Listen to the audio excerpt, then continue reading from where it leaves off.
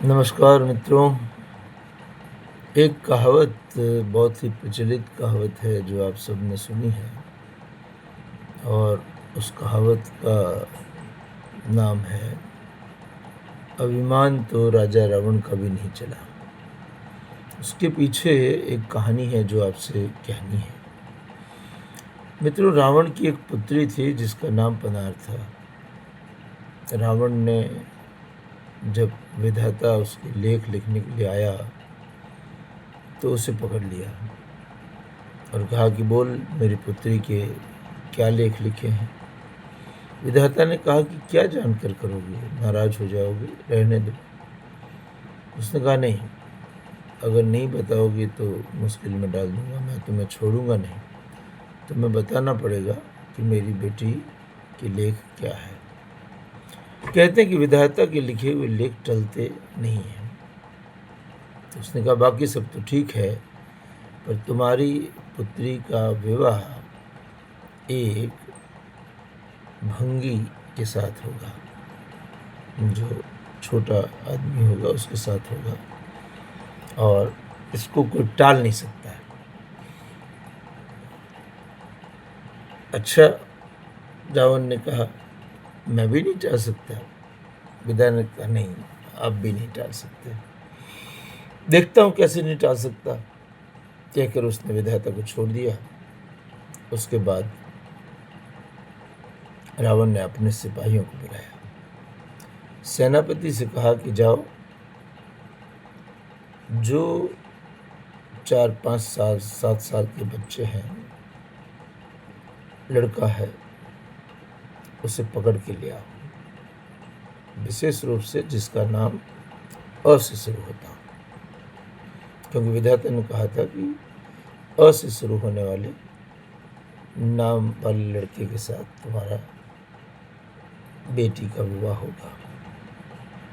सिपाही ताबड़तोड़ गए। राजा के हुक्म का पालन तो करना पड़े। उन्होंने पूरे भंगीवास में जाके ध्यान से देखा, एक एक बच्चे का नाम पूछा।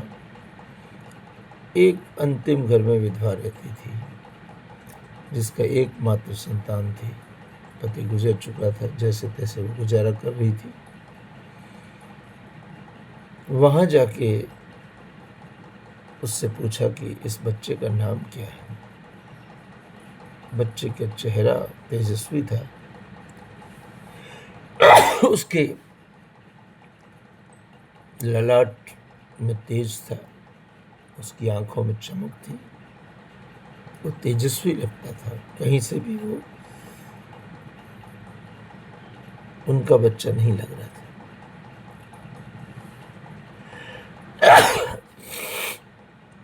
उस बुढ़िया ने कहा, विधवा ने, कि इसका नाम अनार है।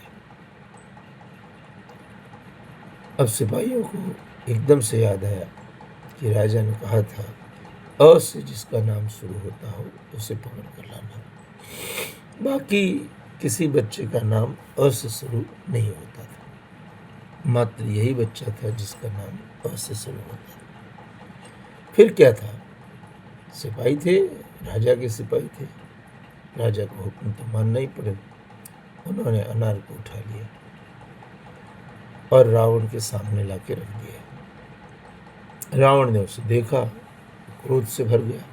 उसने कहा मेरे सामने लाने की जरूरत नहीं है, उसको ले जाओ और एक बीच की उंगली काट कर निशाने के लिए ले आना, इसे मार दो। राजा को हुक्म सुनकर दो बुजुर्ग सैनिक, काका भतीजे, दोनों उसे मारने के लिए चले गए।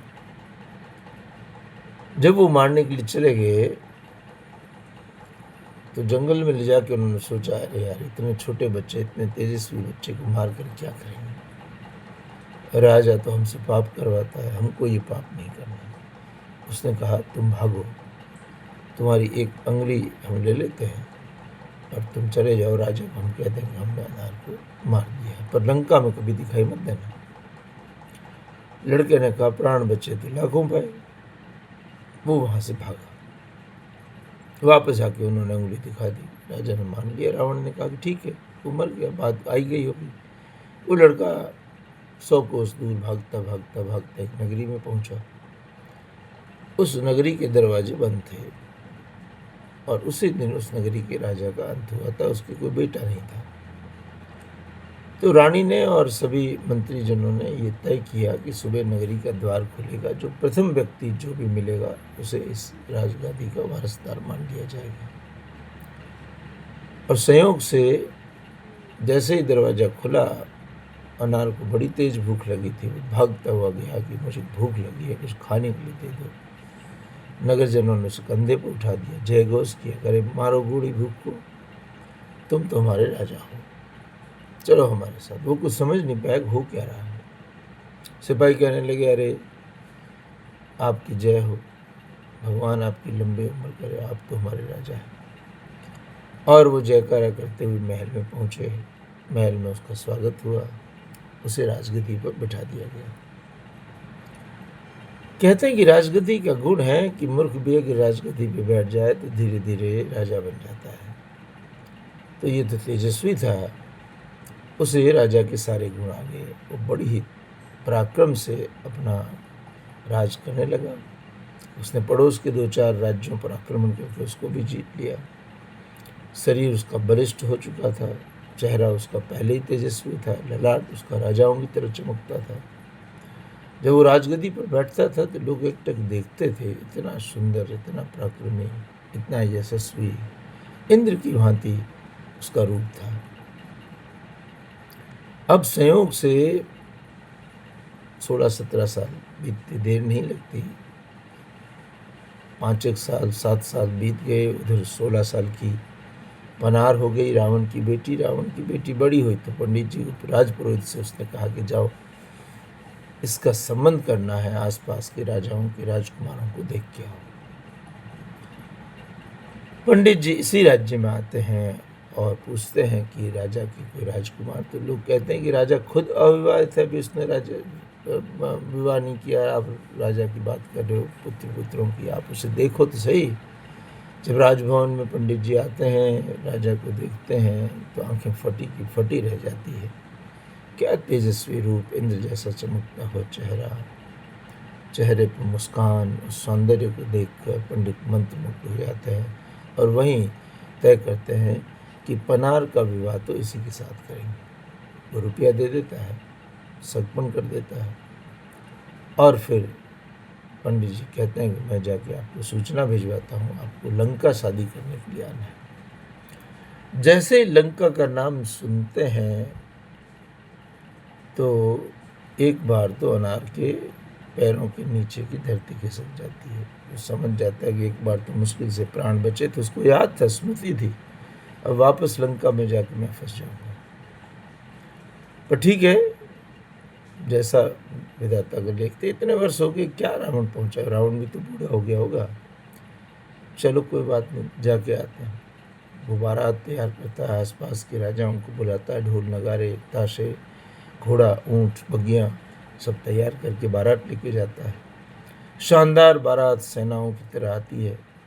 लंका के द्वार खोले जाते हैं। लंका पति रावण स्वयं पराक्रमी राजा अनारदेव का स्वागत करने के लिए आता है।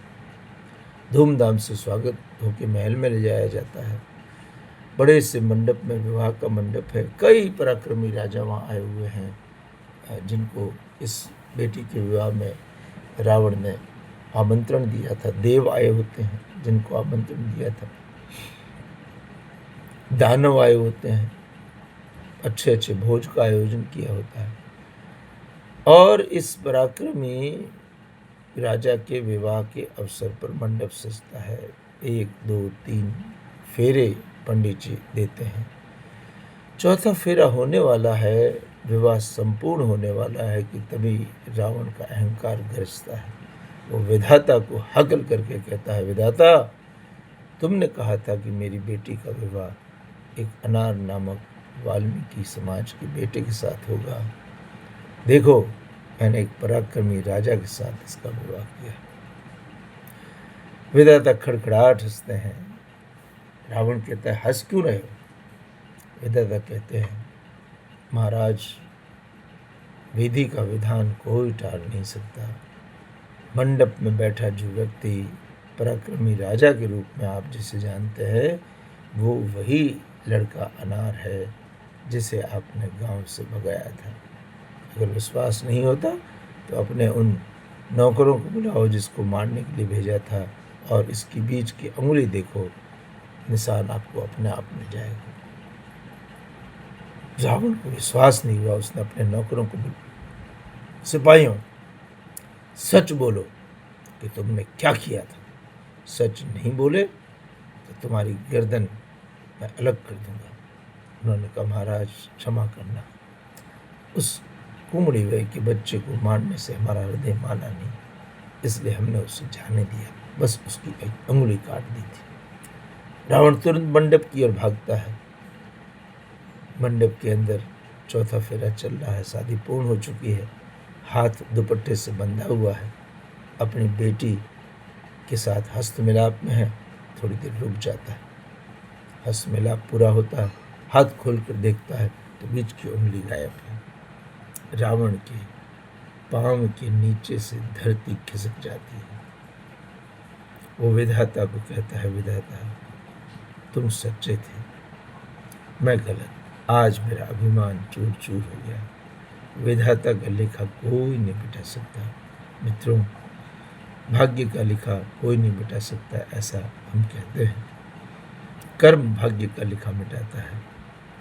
अनार के कर्म जो है वो राजा बनने के थे। रावण का अभिमान यहीं चूर चूर हो गया, और जन जन में एक वाक्य गूंजता हो गया कि अभिमान तो राजा रावण का भी नहीं चलता।